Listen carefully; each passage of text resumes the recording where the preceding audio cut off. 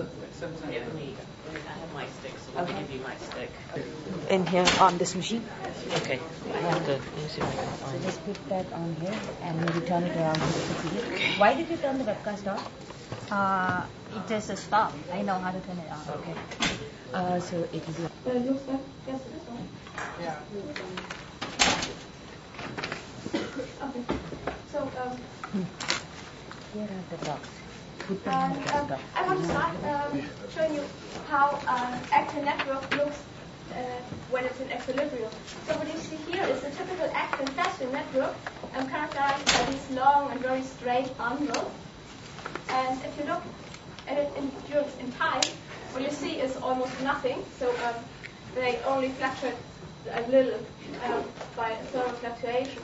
And if you want to see something as stable as that in cells, what you have to do is just kill them, so fix them, and then you see some stable structures like these contractile bundles. Margaret has told you this morning. Sorry, what are the colors? Sorry? What are the colors? The colors, so that's just fluorescence. So what stained red and what stained yellow? There's nothing staining yellow, it's just the lookup table modified to be looking like that, so it's just actin stable. Okay. So,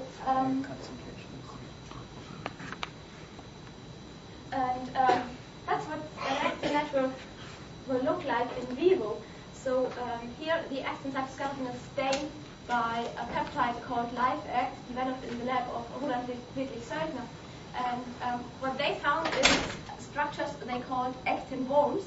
And these actin worms are highly dynamic, so if you look at a single worm, you cannot even follow it. So it will be destroyed, it will be built up, and moves to some other place. And what we wondered is how these highly dynamic structures can be built in vitro. So can we find a similar dynamic system in vitro? So what we're starting with is an actin fasted network. So that's the network you saw on my first slide. And so this network builds these very long and straight bundles. But even this network is not as stable as it looked like in the microscope, because these fastened crosslinks are non-permanent. So they will eventually dissociate and perhaps even move to another place. But this won't lead to a reorganization of the network, because the actin filaments are just too large to move in time while the fastened molecules are unbound. So in order to reshape a system like that, you would have to to introduce some forces. And if you think about actin and forces, what you might think of is molecular motors called myosin. And these myosin minifilaments is like Jacques Pro had told you yesterday in the evening about contract your muscles. So we wonder what will happen if you just add motors in a stable structure like the actin fashion network. And what you don't want to see is drifting of movement of these filaments or bundles out of focus. So that's why we just confine our system in a very thin chamber that's based on 6 micrometers by adding beads. And another very important factor is that we have to passivate our surfaces really well, because else our whole system will just stick to the surfaces. They're so narrow together.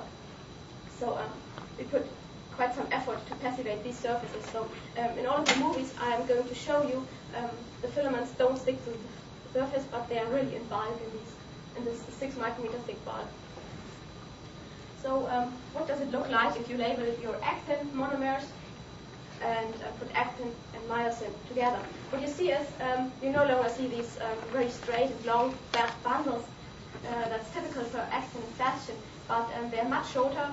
Their size is more heterogeneous, and there are even kinks in these bundles. And what's really fascinating most is when you look at it over time. So what you see is that a lot's going on. So here this bundle moves somewhere, and that down there, then there should be something starting to move upwards here. Oh no, it's going down. And that there's another one. So there's quite a lot going on. And if you go back to the schematics, what do you think will happen is you've got these myosin mini filaments, and they're pulling and pushing everywhere where they can stick through. But they won't be able to move the filaments as they are in the muscle because they are held back by these fascian crosslinkers. So the movement of the myosin might lead to just build up of stresses, and if the stresses are large enough, it might even lead to disrupting of the fascian crosslinkers and then binding these crosslinkers to different places like here or just nowhere like here. And so what you get is a disintegration. So you just disintegrate your bundles and they will move. And sometimes you can even see the stressings being built up in your network. So that's a zoom in of the movie I showed you in the slide before. So what you see here is myosin mini filament pushing or pulling here at this spot, I think, and this bundle will start to buckle, and then eventually just sorry, that's right. So it buckles, and then it's, at some point the stress is going to get too large right now, and it starts to move until it runs into another obstacle and where it gets stuck. So you can even tune how this network looks like. For example, if you add more myosin, that's what's shown here. So the first thing you see is that there are more bundles, but they are shorter, and I think that's because you've got more myosins, and so there's more stress to be built up. So the actin fascian bundles will get disintegrated much faster, so they're going to be smaller. But the disadvantage of this movie is you cannot follow these bundles by eye because there's just too much going on. So that's why we set out to quantify the movement of these bundles. And therefore, I wrote a correlation algorithm that first finds your bundles like that, and then it correlates it with the next frame and looks where it's going to. And as there are two reorganization processes taking place, so one is these bundles tend to move, and the other is that they reshape. So I follow where they're going to, and when I found them where they went in the next frame, I just readjust the box size. So that's what it looks like. And what you can do now is just follow a single box. And that's what you get if you see the trajectory smaller. So that's just on the y-axis how far a single box, so a single box is these colors, and has moved from one frame to the other. So that's just some kind of velocity. And if you look at a single box, what you see is, so at some point it starts running, then it stops, runs again, stops for a short time, runs again, and so on. And what's also a little bit, what you see is... Sorry, is each horizontal on a line 0 for that box? Yes. So okay. I just shifted them against each other. So what you see is there are some time frames where there's almost nothing happening. So if you go just up there, only few boxes are moving, but at others, for example here, there's quite a lot going on. So to visualize that, I just summed it up in this direction. And that's what you get. So and that becomes quite obvious that you have got some kind of burst. So there's sometimes there are many boxes are moving together like that, but at others, for example here, there's not so much going on. And you can see that a little bit better if you just bin your data. And yeah, that's what you see. So there really seem to be some bursts, and it might even be that there's a distinct frequency of these shifts of about 400 seconds. So that's 400 seconds, and so it looks like, but the data is just too noisy to really get a frequency out of it. So I don't see anything if I fully transform of that. So it's just I have to do much more work on that. see if there's a real frequency in there. So how could you explain that? So I'm sorry, I'm not able to simulate something like that, so I just draw some pictures. So the black spheres are actin filaments or bundles, and they're interconnected by fasten crosslinks that can be either relaxed, the black springs, or compressed, the red ones, or stressed, the blue ones. And on some of these bundles, what I didn't draw, there are some myosin motors and pushing and pulling. So let's just look at that one and imagine there's a myosin motor pulling or pushing in that direction. So there's a force in this direction.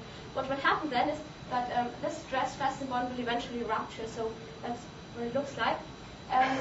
This rupture will then lead to lots of movements going on, because that will then be able to move in that direction, but will lead to this bond to be disrupted, but that one can move in that direction. And so there's a lot of movement going on. And when you now imagine there are lots of myosin motors pulling or pushing simultaneously, what you'll get is, if you have a really stretched network, a single rupture event might lead to a whole avalanche of movements taking place in your network.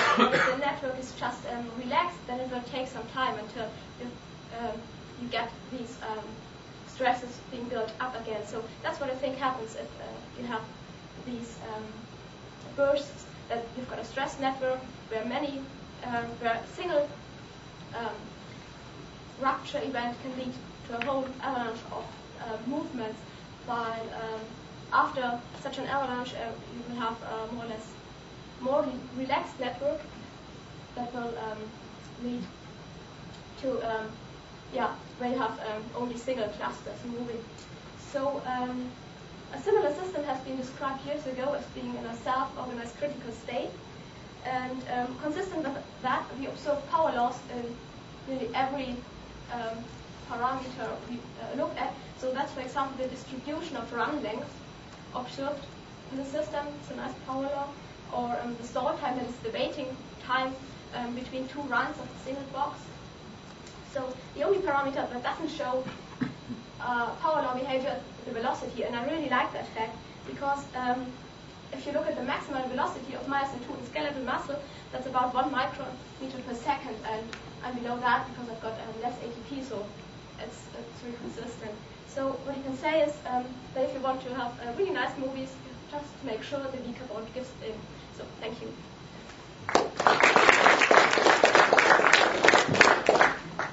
Thank you. Questions?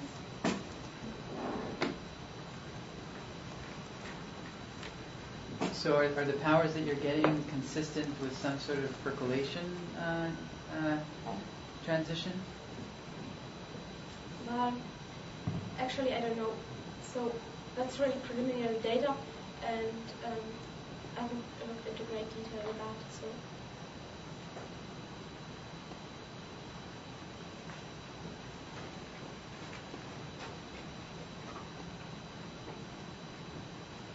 Is there a fine meshwork of actin and fasten behind these big bundles, or? What kind of fine? I mean, is there? I mean, you in the movies you see these very thick, coarse bundles, yeah. But is there a finer meshwork? What I think is these really thick bundles.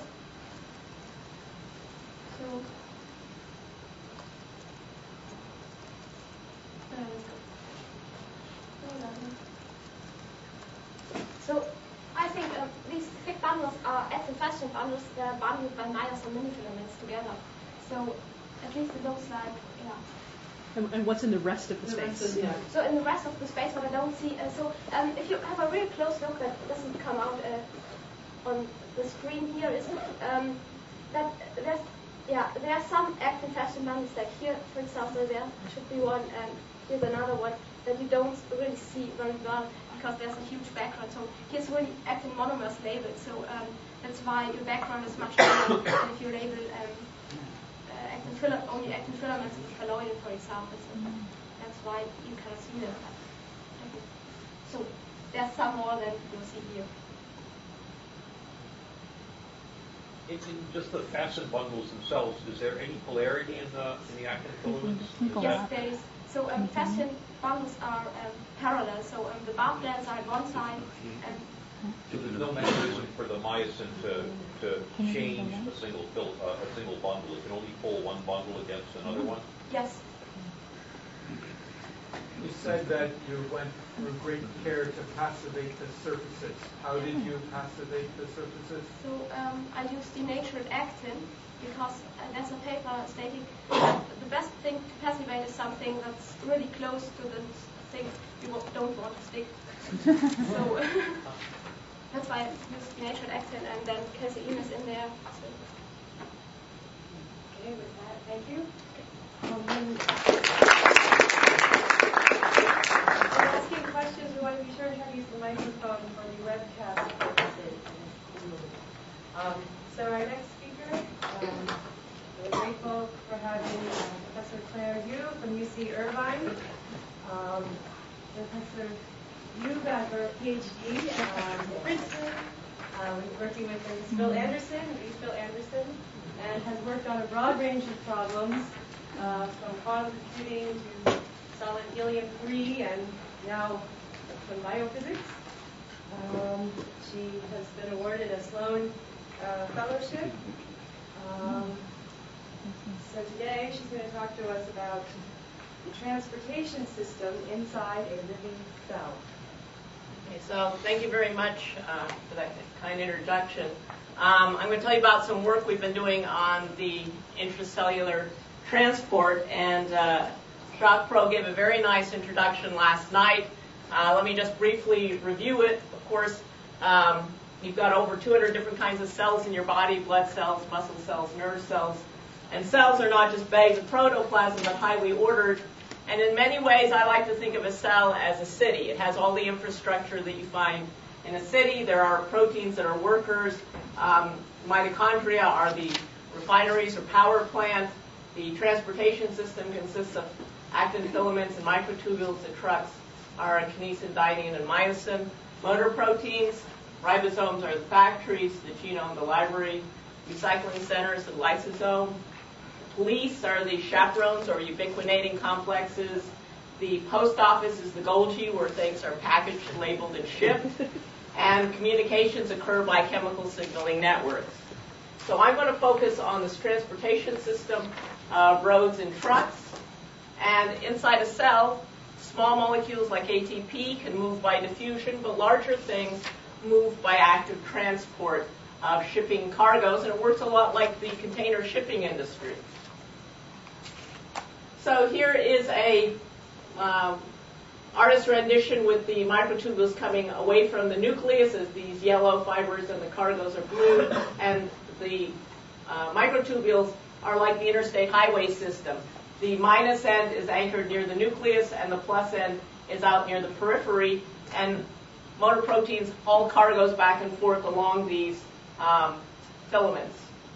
So these motor proteins that move the cargoes along the filaments, here's a rendition of, say, a bead or a vesicle with many motors on it, and just a few are actually doing the active transport. Kinesins would move toward the plus end outwards, and dyneins would move on microtubules inwards towards the nucleus. So the roads are the actin filament and the microtubules.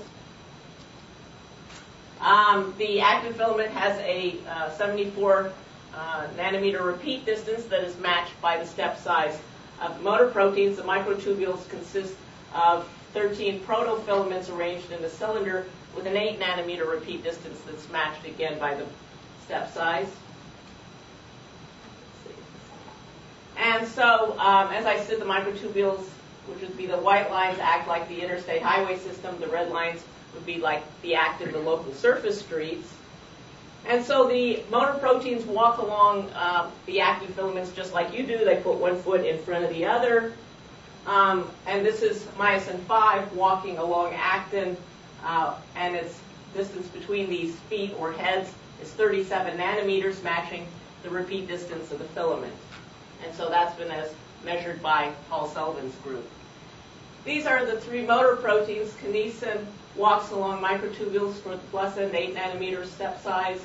I showed you myosin in the last slide. And then dynein is a little more complicated. It walks along microtubules towards the nucleus. Steve Gross's group has recently found that it actually has a gear shift for transmission, so it can take 8, 16, 24, 32 nanometer steps, depending on the load and the ATP concentration. So these transportation systems are very important in the health of your cells and nerves, and it breaks down in neurodegenerative diseases, such as,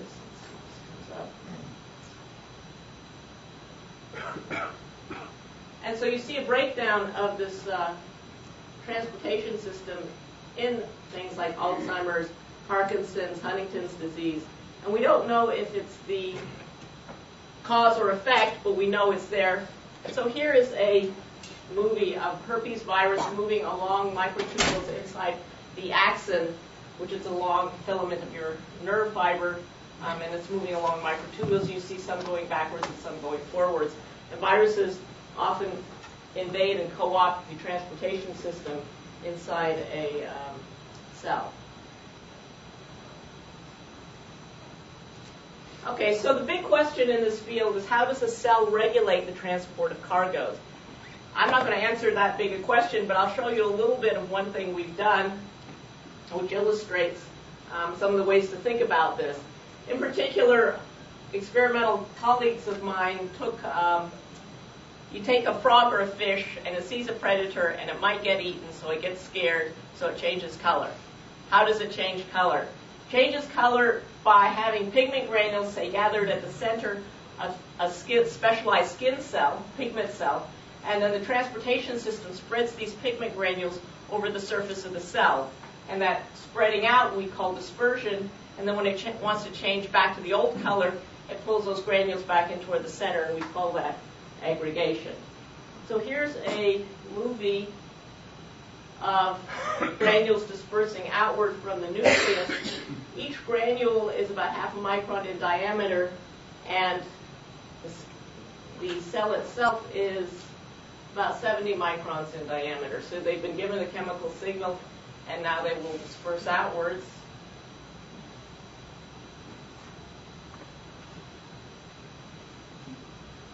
How big is a granule? Half a micron in diameter. How long did that take? This is sped up several times, but usually it takes about 200, 300 seconds, so several minutes for something like that to happen. This is aggregation where the granules have been spread out. What would be diffusion time for the same? Huh? What would be the time for diffusing to the same distance? It's complicated. I can't figure that out in my head because it depends on the size of the particle diffusing, and there are all the atoms getting in the way and things like that. But it would be longer because it's 40 nanometers.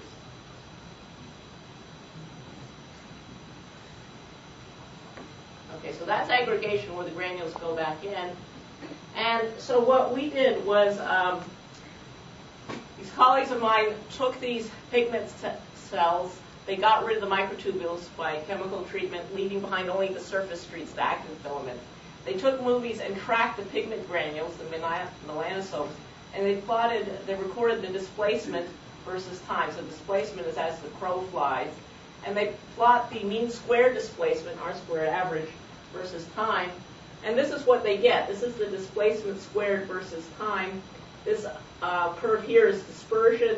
The lower curve is aggregation. The fact that you see a straight line means that a random walk or diffusion is taking place, just going on this random actin network. And the question is, why is this curve above that curve? Why after 50 seconds do you go further during dispersion when you're spreading out than during aggregation when you come in? You might think that the answer, maybe they're walking faster during dispersion. The answer is no, they walk at the same velocity, so that's not the answer. The answer turns out to be that during dispersion, the cargoes go straight to the end of the filament. They don't turn at any intersection, and therefore they go further, and this is a good way to spread out the pigment granules. On the other hand, during aggregation, there's a 50-50 chance of turning at one intersection or another, and if you have a 50-50 chance of turning at an intersection of two roads, you won't go as far, and this may be a good way to do a local search to find the nearest microtubule to go back to the nucleus. So let me just sketch how we came up with that conclusion. This is what we've been able to show theoretically. One thing we did was we took an equation that interpolates between short time straight line motion and long time diffusive motion, and we fit the data to that. The other thing we did was Monte Carlo computer simulations of cargoes walking along filaments. So as I said, the first thing we did was we took an equation that interpolates between short time ballistic motion and long time diffusive motion, and that equation turns out to be the solution to the Langevin equation. And from fitting the data, we can get the mean free path, which is the distance between turns. So here's the solution to the Langevin equation. Mean square displacement is linear in time at long times, and it has two fitting parameters, the diffusion constant d and the time tau between turns. And from those two fitting parameters, you can get the mean free path. Take this product and the square root. So this red line, here's again the mean square displacement versus time. The red dashed line is the Langevin fit, and from that fit we get two mean free paths, 539 for dispersion, 237 for aggregation. And we then have, this is the electron micrographs of the actin filaments artificially colored in yellow, and the lengths I showed you are consistent with having the dispersion about half the length of the microtube of an actin filament, so it gets on average in the middle, goes to the end. The other mean free path is consistent. It's 1.5 times the distance between intersections, and it's consistent with a 50-50 chance of switching.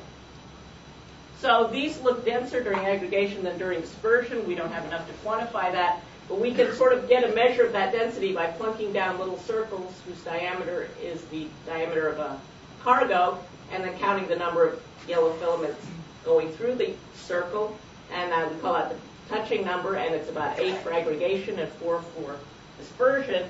And then we use that in Monte Carlo simulations that we do. These gray lines are the actin filaments, the colored lines are the trajectories. And we vary the filament length, the density, and the switching probability. And here is the result of the simulation, the mean free path versus touching number. And for the numbers I gave you, the touching number of 8, the mean free path on the y-axis of 237 is this gray. It intersects at the purple line, which is a 50% chance of switching. Similarly for dispersion, 4 is a touching number, 539 dark line mean free path, and they intersect at the red or green, and that's a 0 to 6% chance of switching. So basically, it goes 0% chance of switching goes straight through the intersections for dispersion, 50-50 chance of switching during aggregation. And to summarize, then, we see active transport of cargoes along filaments, and the cell can regulate the switching probability at intersections. So currently what we're working on is how does the switching occur? How does the system change the switching probability? We had a hypothesis that maybe there was a tug of war, some motors attached to one filament at an intersection, other motors on a cargo attached to the other one, and they kind of duke it out. That doesn't look like it's going to work. It doesn't give you enough of an effect. And what we think is going on is that there are regulatory proteins attached to the filaments and also activating or deactivating motors. They can regulate the switching probability. So here are my collaborators. Joe Snyder did the work, and Steve Gross is the biologist who told us about this problem, and these are the experimentalists who did the work. Thank you very much.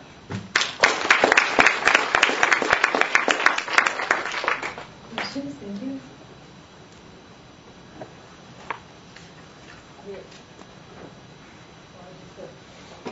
Yeah, maybe I missed something. But your model is ballistic for time shorter than the times between turns, right? Right, because it's possible. And diffusive the other times. But on the way out is also always when they go straight, they are always diffusive. You said. No, that when they're going on the filaments, they're just ballistic. When they go out on the filaments, they're ballistic? Well, we got rid of microtubules, so they're just kind of randomly going on this random network.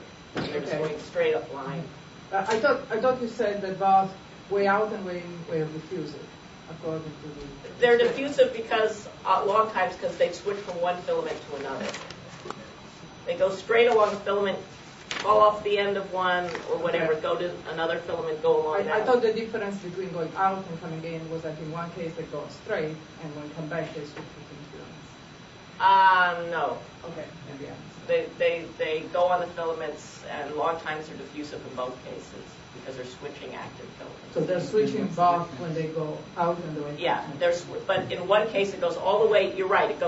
Dispersion goes all the way to the end of the filament, falls off the end, goes to a new filament, goes all the way to the end of that one, falls off. So in that way it does go straight, but then it gets to the end. Yeah. Paul? Are there different motors involved in dispersion and aggregation? Different myosins? No. It's always myosin 5.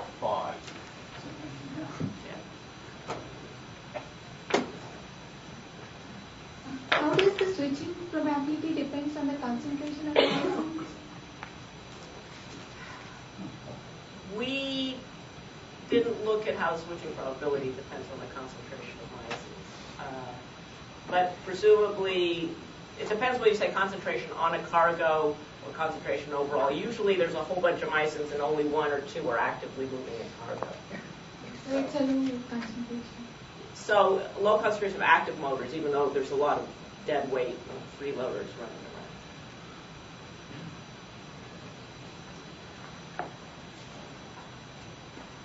Okay, so with that, thank you. And of course, more discussions following the second topic. So our next speaker is Meredith Betterton, a professor of physics from the University of Colorado at Boulder. I've known Meredith since being a graduate student with her at Harvard. Meredith then went on to do a postdoc at the Filament Institute, and then I guess as a professor. She also has several awards such as the Simone Award and the Fellowship. So she's mainly working in biophysics, and today she's going to talk about filament depolymerization by microtubules. Okay, thanks, Jen. Is the mic at a good level? Can everyone hear me? Okay, yeah. Okay, good. Now. All right. So I'm going to be talking to you today about a collaborative project that was done with people at Colorado. Dick McIntosh, who's an eminent senior cell biologist in the molecular and cellular developmental biology department. Lauren Huff, who was a grad student who worked on a project with him. Matt Glazer, who's a computational liquid crystal physicist who collaborated on the computations in this project, and Anne Schwabe, who is a rotation student from biochemistry. So we're covering 3 different departments with our project here. Okay, so you've just heard a lot about motor proteins from the earlier talks. I thought I would just mention one interesting calculation that if you haven't seen before is good to know. It's sort of amusing related to this problem. It helps motivate why do you need motor proteins, okay? So if you need to move proteins that are primarily manufactured in the center of the cell to the edge, you run into a problem when you have to deal with really large cells. Okay, so for example, you have neurons that start in your spinal cord and extend to the tip of your finger to be able to move your finger. Okay, so you have a cell that can have a distance in your body of over 1 meter. And so if you just said, okay, I have a protein that I make in the center of the cell and I want to see how long it's going to take to get to the edge, say that had a radius of about 3 nanometers and it was diffusing in water and we just wanted to know what would be the typical time for it to diffuse that meter, the answer would be that you have to wait for about 10,000 years, okay? And that's for something that's pretty small, right? So larger objects like the pigments that we just heard about, this problem's going to be even worse. Okay, so this is partially why we need motor proteins, and their kind of first known function involved intracellular transport for kinesin and microtubules in specific. Okay, and I'm going to be talking today about kinesins and microtubules. So just to remind you, microtubules are these long filaments. They're about 20 nanometers in diameter, and they can be quite long in cells. And they're kinesins that can walk on microtubules. And a couple key things to remember about microtubules, again, that you've already heard. They're chemically polar. They have a plus end and a minus end. And this motor can use that chemical polarity to know which direction it wants to go.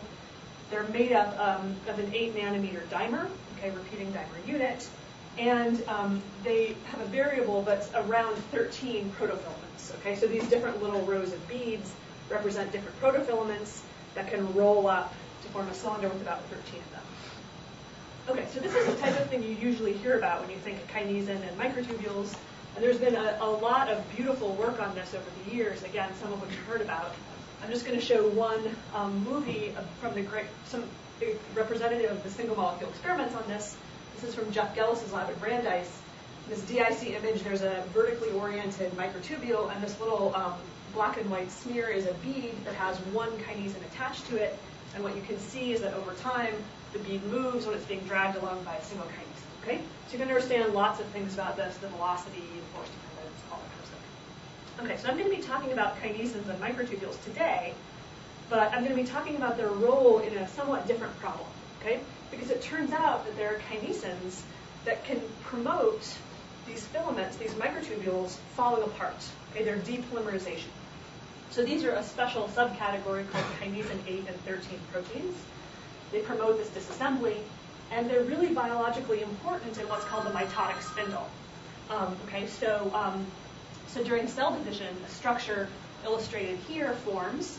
Here green represents microtubules and blue represents DNA. This roughly football-shaped structure of microtubules forms and, among other things, grabs onto the DNA, and at cell division will pull it apart into the two daughter cells. Okay? So mitotic spindle made of microtubules, very important in cell division. And these proteins are important in a way that I'm just going to show you. Okay? So I just threw in this picture of the kinesin family tree just to really briefly show you that there are lots of kinesins. Here's an analysis that was done to try to see how, from different organisms, different kinesins are related in their sequences. And here in red is your conventional kinesins, kinesin 1s, and up here at the top is this kinesin 8 and kinesin 13 group. They're related to each other, and they play a role in this disassembly problem. Okay, so there's been a huge amount of cell biological work on this, and I'm just going to show you one illustrative example so you can get kind of the idea. Okay?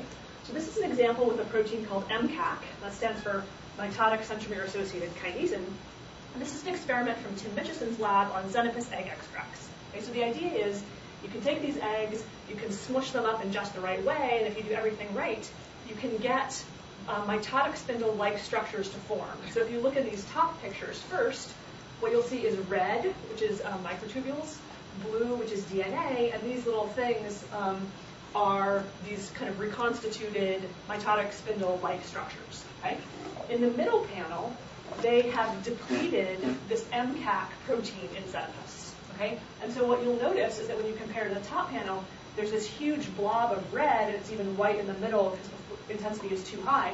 Basically, these things that were nice and small have gone nuts. Microtubules have become extremely long. Okay? And then it can be rescued. Sorry, I should mention the scale bar here is about 20 microns. Okay, so these things get huge. It can be rescued, and that's what's in the bottom panel. Putting the MCAC back in, things sort of go back to normal. Okay, so this type of evidence help people understand that these are important in making microtubules the right length during cell division, and led to the understanding that they're important in depolymerization. Okay? So here's some more work on MCAC from Joe Howard's lab. In vitro, it's possible to take this protein, it's stained green in this image, microtubules are red, and they can see that the MCAC will tend to go to microtubule ends, sit there, and tend to chop it off. Okay, so here's a picture of their model. The proteins can bind. This particular kinesin diffuses on the microtubule, sticks at the end, and helps chop the thing off. Okay? So there's been some very nice work on MCAC. And I just want to make a quick note on what this has to do with some of the other things you've been hearing about. Okay, so it's a motor protein problem. I think it's interesting in and of itself. But in the work about active gels and cytoskeletal systems that you've heard about, mainly you've kind of seen motors that play a role in applying forces to filaments and causing contractions. And obviously that's very important. Okay? And in active gel theories, because this is so important, usually motors are put in as active crosslinks, right? Things that can apply force. And in these models, typically filaments have fixed length. Okay, and so one of the directions that we're interested in going with this work that's maybe relevant to this community is thinking about what happens when you might have other proteins, say motors, that start messing with the filaments, causing them to shorten, or there are also proteins that can cause them to grow, and what those length fluctuations do in active gel physics. Okay, so that's kind of a long-term thing we're interested in. Today I'm just going to tell you about this problem. So we're not the first ones to think about things like this. there's been a lot of work that I'm not going to explain in detail related to kind of motors and depolymerization. Just what's kind of important about this problem that hasn't all been seen together in work like this before is the importance of collective effects with all the motors, their coupling to filament dynamics, and also transient time-dependent effects. Okay, so again, if you, I can talk to you more about this if you're interested. This slide I just put in to remind me that these kinesin 8 and 13s have been studied for a very long time. There's a rich literature that I'm really not doing justice to, but the kinesin 8s, let me just mention that I'm going to focus on today, help make microtubules the right length, and they also can move on microtubules. Okay, so here's just a brief experimental summary to show you the types of things that we're interested in. I'll show you the experiments and then tell you briefly about our model. Okay, so this is work from Joe Howard's lab on KIP3P. This is one of these depolymerizing kinesins from yeast. Okay, so here's the experiment. You take microtubules and stick them to a glass slide. The microtubules are stained. Okay, and so here, this is a series of panels at different times. So at the top, you can see two microtubules. They're sitting there. The second picture, that's T equals 0. That's when they flowed in KIP3P. Okay, and what you see is after that, the microtubules are getting shorter and shorter as you go down. That's time going on. Okay, and then from this, you can do a type of analysis where you take a microtubule, take out one row of pixels along the center of it, and line those images up on top of each other. It's called a chimerogram. So if you look at this picture on the right, across is the length of the microtubule, and down is time. And so what you see is initially there's a lot of light, and then it gets darker and darker. See this like dark band kind of invading? That's because the microtubule is shortening as time goes on. Okay, so you can see this shortening. The important thing that I want you to get from this picture is that there's depolymerization. That it happens from the plus end. Okay, so in this picture, you see on the left boundary not much changes. On the right, there's a big change. Okay, so it's plus end. The motors tend to move towards that direction. So when a microtubule binds, it wants to go to that end and depolymerize at that end. And a really important observation in this paper was that of length-dependent depolymerization. Okay, and to show that, let me show you one other graph from the paper.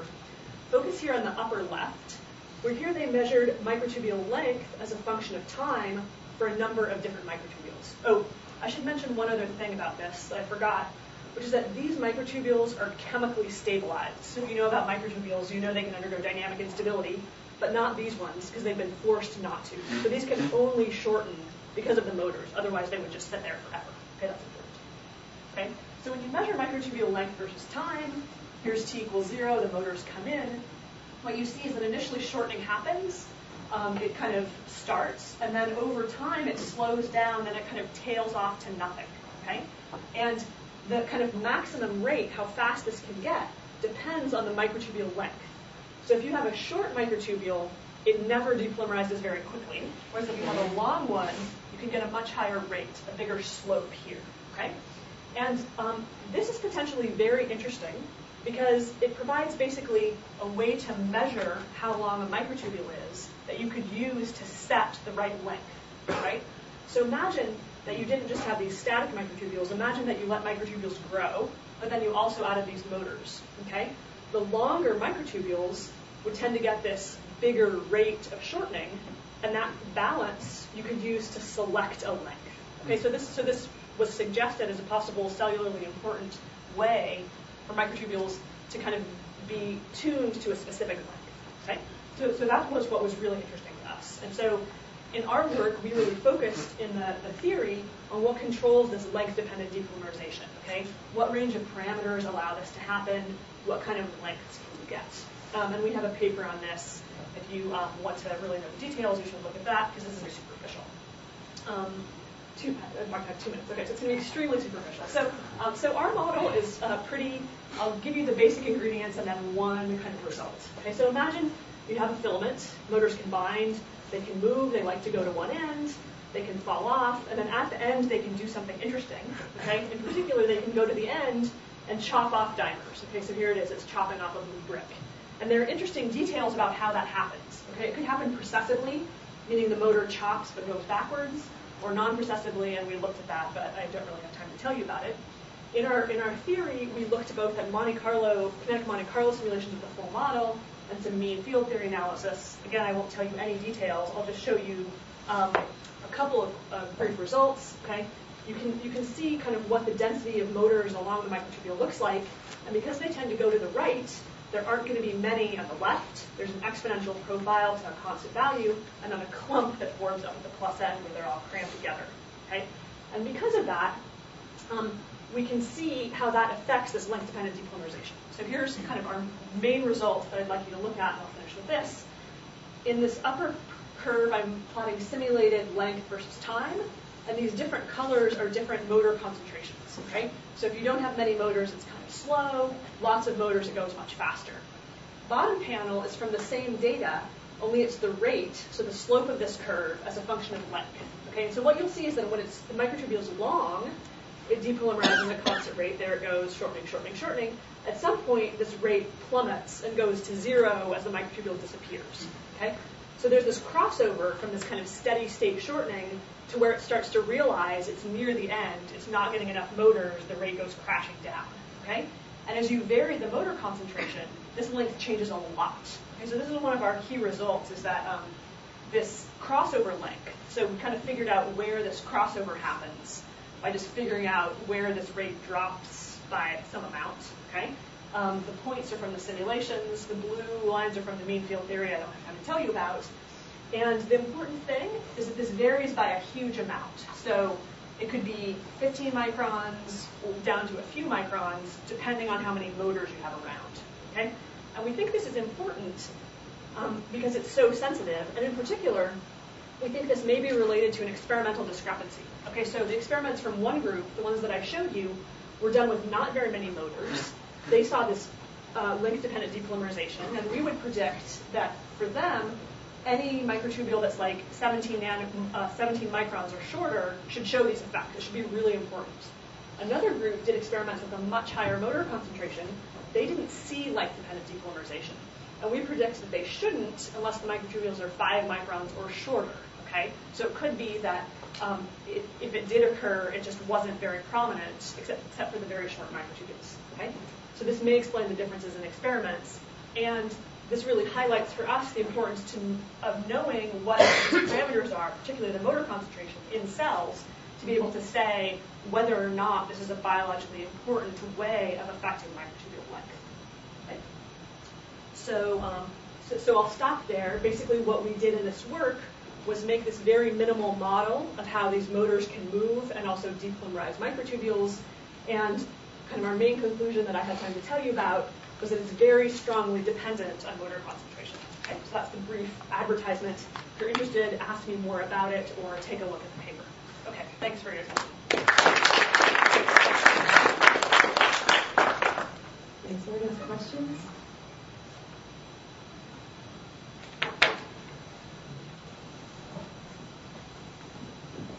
So, do you have any idea what the molecular mechanism of the sticking out is? Whether it's physiologically significant? The mechanism of what? The actual process. What really happens? How come the motor leads to depolymerization? How the motor promotes depolymerization? Yeah, molecular level. Yeah. So the molecular details of that are not well understood. There's kind of I basically say that from the experiments right now, there's some kind of speculation, but it's not really known. Exactly what it does to depolymerize is not understood. Sort of the short answer. I can tell you more about what people speculate if you want to know afterwards. I wonder if your findings can help explain the Mitchison MCAC result, because that was a really dramatic effect of change of microtubule length. Yeah. So our results kind of would be consistent with that, but I guess I would say that people kind of already knew that. So our results kind of have something quantitative to say about how that happens, but it was sort of already known that these proteins promote depolymerization and help set the right length. But so qualitatively, that was correct. But yeah, this kind of change in length would sort of be predicted by what we have here. Am I answering your question? Well, I guess I just don't know the connection between MCAC and, was it Kinesin 8? Right. So MCAC does similar depolymerization. The way it moves on microtubules is a bit different. It diffuses instead of moving with directional bias. And that has been that specific problem has been looked at theoretically before. So I wouldn't say we're adding a lot new to the MCAC story specifically. We were kind of looking at the kinesin 8. But because they're related, they're common features of both. Yeah.